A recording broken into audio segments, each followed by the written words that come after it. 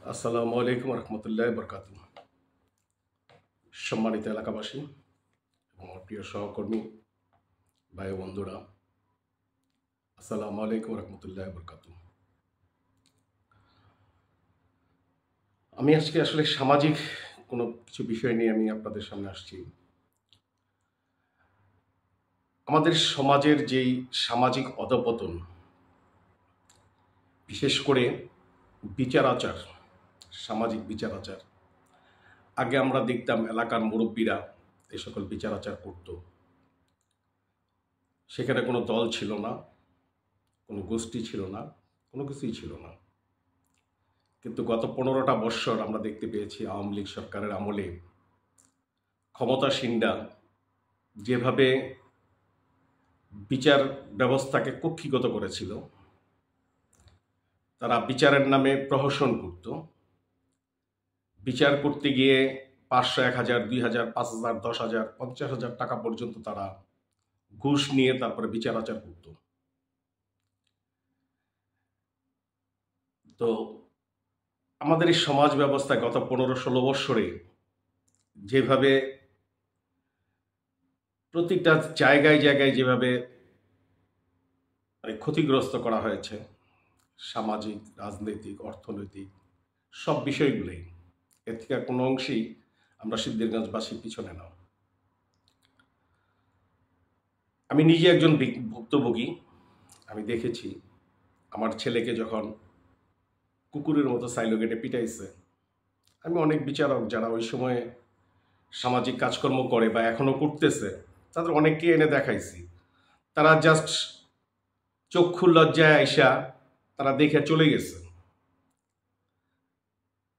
তো আমরা মাইর খাইছি। আমার ছেলেকে মাইরে হাসপাতালে পাঠানো হয়েছে। 2 দিন আমার ছেলে হাসপাতালে ছিল। এরপরে সে প্রায় 3 মাস পর্যন্ত চিকিৎসাধীন ছিল, ডাক্তারের চিকিৎসা অবস্থায় ছিল। কিন্তু গ্রামের কোনো বিচারক যাদেরকে আমি ডেকে আনছি বা যাদেরকে আমি বলছি, তারা তারপরে আর খবর নিতে আসে নাই। আমি যখন সিদ্ধিরগঞ্জ থানায় মামলা করতে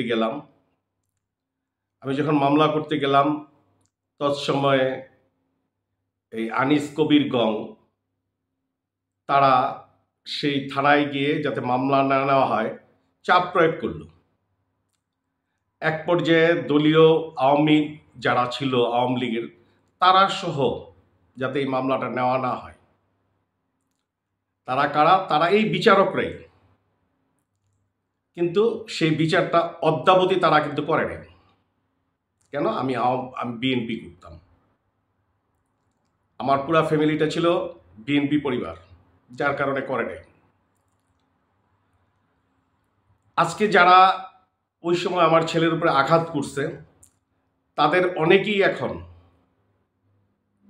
তথাকথিত কিছু ব্যবসায়ী, বিএনপির নামধারী ব্যবসায়ীদের ছত্রছায়ায় ব্যবসা বাণিজ্য করে বেড়াচ্ছে। অত্যন্ত দুঃখ লাগে যে 17টা বৎসর যেই দলটার জন্য এত ত্যাগ তিতিক্ষা, মামলা হামলা, জেল জুলুম, এলাকা ছাড়া থাকলাম, সেই দলটা এখনো ক্ষমতায় আসে নাই, তত্ত্বাবধায়ক সরকার। অথচ তারা রাতারাতি বিএনপির তথাকথিত নেতা সেজে গেলেন। অনেকেই বলে বেড়ান যে অনেকেই ওনাদের পার্টনার। অনেক জায়গায় নাকি বলে বেড়ান যে মানে বিএনপির অনেক নেতারাই ওনার পার্টনার, ব্যবসায়িক পার্টনার।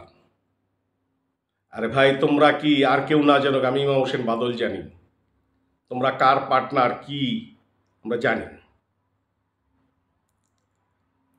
যাই হোক, আমি মূল যে বিষয়টাকে আপনাদের সামনে তুলে নিতে চাইছি সেটা হলো যে সামাজিক ব্যবস্থা ফিরে আনতে হবে। ভালো মানুষের হাতে এই সমাজের বিচার ব্যবস্থা দিতে হবে, যাতে এই সমাজ উপকৃত হয়। কেউ যাতে টাকা খেয়ে বিচার না করে একটা নিরপেক্ষ ভূমিকা যাতে পালন করে। আমরা বিগত দিনে দেখে আসছি আমাদের অনেক মুরব্বীদেরকে। মুরব্বী শ্রেণী, যুবক এবং ছাত্র সমাজকে আগায় আসতে হবে এই সামাজিক বিচার ব্যবস্থাটার জন্য, যেটা নিয়ে আমার নেতা আলহাজ মোহাম্মদ গিয়াসউদ্দিন সাহেব অনেকবারই বলেছে যে সামাজিক বিচার আচার সমাজের লোকেরা করবে।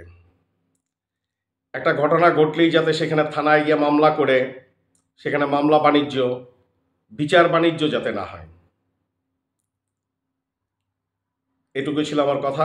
আসসালামু আলাইকুম ওয়া রাহমাতুল্লাহি ওয়া বারাকাতুহু।